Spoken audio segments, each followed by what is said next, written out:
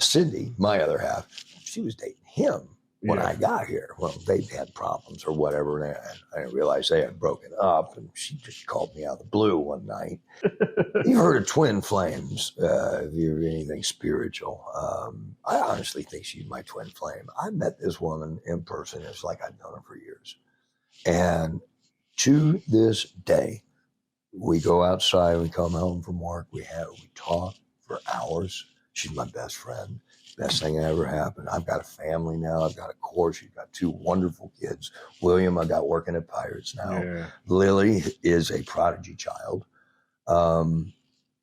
It's like, my life.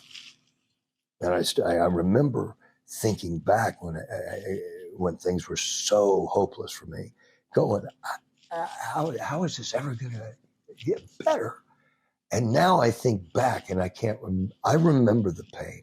But I also know that'll never happen again. I've come so far to get back up, and I don't even remember who that person was. Yeah. So she's been wonderful for me. And, I got Pirates. I've been doing this. I've been the head guy here. Corporate wanted me to go down and represent for the new property, which, for 7 years.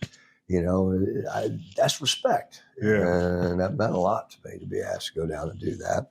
I've got a feature film that will come out in July. Yeah. Starring role. Okay. I got a starring role. So I like in a theatrical production with Pirates. 22. I'll be at 2,500 before the year's out. Check the box for. I'm top billing, by the way, in this. So I've got a top billing starring role in a movie. And we will see. The other thing that I've always wanted is to be a series regular in a television show. It is looking like it may happen. Yes, sir. So we got that. I got the marker out, man. I'm ready to check that box too. So we've shot the pilot. The pilot's in the can. We're going to see if Netflix wants it. He's working on the other 8 episodes for the first season, writing them. Yeah. I haven't seen anything like it before. I can't give too much of it away. Yeah. But it takes place in the Old West. At least the pilot episode does. It is a part of a lifetime. This character has so many layers. He's a bounty hunter, so to speak. I can't wait. Yeah. And so anyway, that's happened in 7 years. I went from nothing to, I'm not wealthy. I don't have a lot of money. We struggle. Everybody struggles right now. But man, the wealth and the love and just the things that have come into my life, man, it's a good time to be alive right now. Yeah, man. Hey, I love that. That's I will say this, that's really the purpose of this channel, man. Yeah. Stories just like that. Yeah. You were struggling, you had a dream, you got away from that dream, you went back to it, fell on hard times, but you never gave up throughout this whole story. And now look where you're at. I almost did. Almost, but you didn't. But you didn't. It was like the universe said, all right, stop. Yeah. He's done. He can't take it anymore. Yeah. But, now that you reflect on it a lot, or now that I reflect on it, a lot of that shit I did to myself.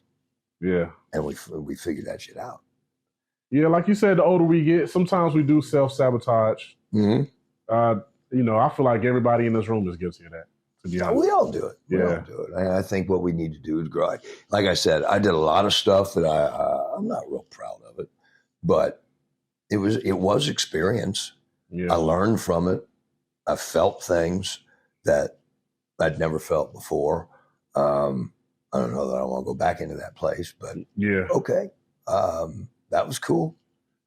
Yeah. I've done that. Move on. Exactly. We don't want to do that. On the better things. Now. On the better things. Yeah.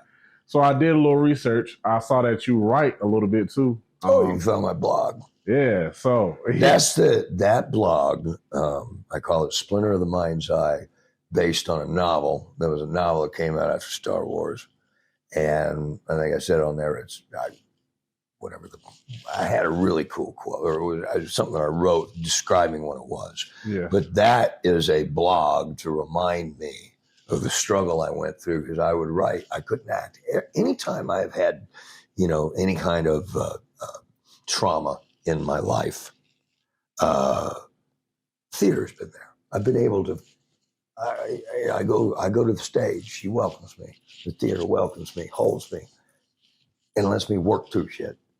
And I didn't have that. So writing was the only other thing that was helping me, because I was alone in my head, overly. I was self-medicating in the worst way, and that fucks with your head. Yeah. So I wrote, and a lot of those stuff will keep you up, and I just, I'd write till I'd exhaust myself. But yeah, that lets you into my mind a little bit on where I was. Not there anymore, but it's good to look and say, okay, let's see where I was. I've come a long way. We ain't doing that again. You're a better person than that. Yes, sir. Yes, sir. Being that you went to writing when you didn't have theater, have you tried writing any scripts, or have you ever tried writing any projects? I want to write a book. Okay. Chronologuing this crazy demise that I went through. And just one of the things that I did to survive, I ran to Florida for some reason. I mean, I was living in a shed and driving for Uber. And trying to, survive. And I was telling this guy this story. It was a long drive all the way to Fort Myers from St. Pete.